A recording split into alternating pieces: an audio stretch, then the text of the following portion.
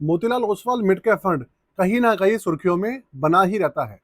अगर मैं आपको कहूं कि Motilal Oswal mid cap fund का पिछले एक साल का रिटर्न माइनस में 5.29% नेगेटिव है, मतलब आप ये कह लीजिए कि 5.25% नेगेटिव जा रहा है पिछले एक साल के अंदर, तो आप मान लेंगे।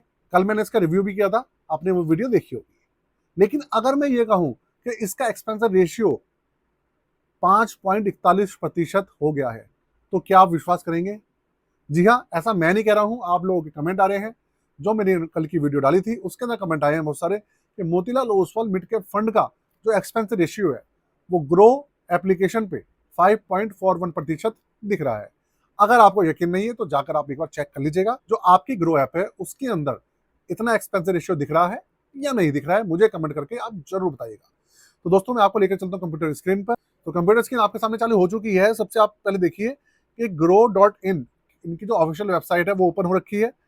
अब आप ये देखिए, इसके अंदर ग्रो म्यूचुअल फंड का जो ये है ना, Motilal Oswal mid cap fund, इसको आप देखिए और इसका ना रिटर्न देखिए। पिछले एक साल में 5.27% नेगेटिव है, एक साल का रिटर्न दिखा रहा हूँ आपको। और इसका आप एक्सपेंस रेशियो देख लीजिए, एक्सपेंस रेशियो 5.41%, तकरीबन 5.5% एक्सपेंस रेशियो दिख रहा है। वो भी इसका जो डायरेक्ट प्लान है उसका क्या एक्चुअल में है।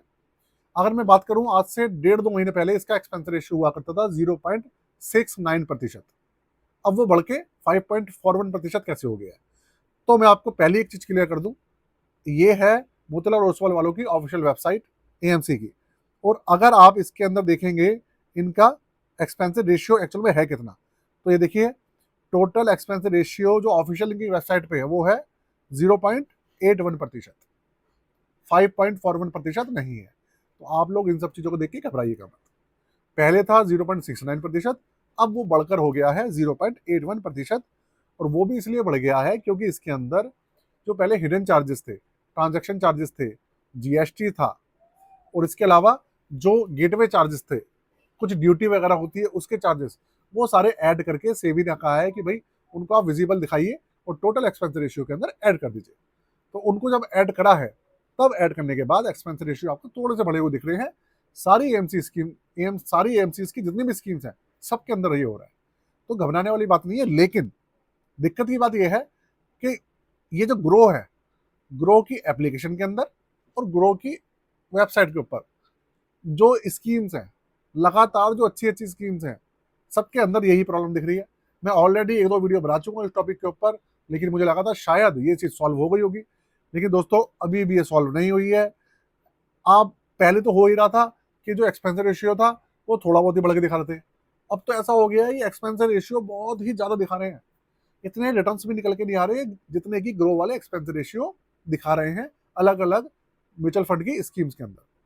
तो आप लोग घबराइएगा मत, ये सिर्फ कोई ना कोई इनकी जो वेबसाइट है और इनकी जो एप्लीकेशन है उसके अंदर प्रॉब्लम चल रही है भाई। अब ये प्रॉब्लम क्या चल रही है ये मुझे बिल्कुल नहीं पता।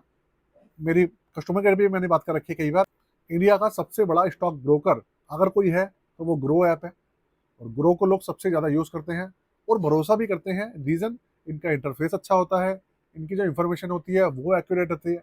लेकिन अगर इस तरीके की इन्फॉर्मेशन आएगी तो फिर लोग ना परेशान हो जाएंगे। एक तो लोग वैसे ही परेशान है स्टॉक मार्केट से, गिरावट की वजह से, क्रैश की वजह से, और अगर इस तरीके के लगातार चीज़ें देखेंगी तो लोग वैसे ही निकल कर चले जाएंगे। और साथ में उनको और भी प्रॉब्लमों का दिक्कत हो रही है, विड्रॉवल में दिक्कत आ रही है, रिडीम करने में दिक्कत आ रही है, बहुत सारी दिक्कतें आ रही हैं, हम लोग वीडियो बनाकर बताते रहते हैं। तो वीडियो को दोस्तों मैं यही खत्म कर रहा हूँ आज के लिए। जय हिंद।